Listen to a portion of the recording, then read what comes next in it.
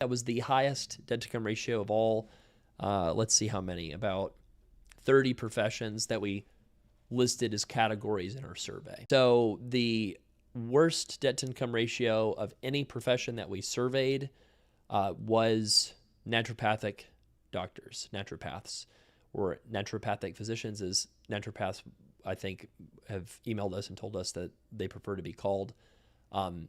Here's just what the math shows, okay? 93,000 average income, 301,000 average student debt. So that's an average debt-to-income ratio of 3.22. That was the highest debt-to-income ratio of all, let's see how many, about 30 professions that we listed as categories in our survey.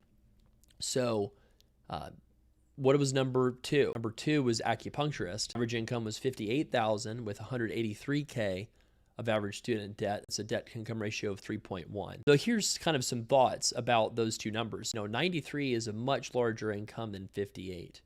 So even though the debt-to-income ratio for NDs was higher than it was for acupuncturists, well, NDs are just in a much better spot with that 93K of income, because if you're losing 10% of your income, what matters is your net income after student loan payments are applied.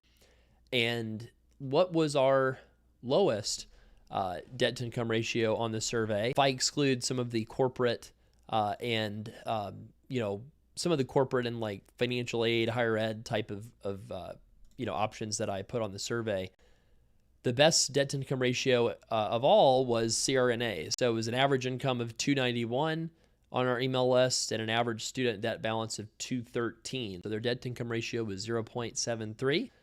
So CRNAs had the best debt-to-income ratio, but they did not have the highest average income on our survey.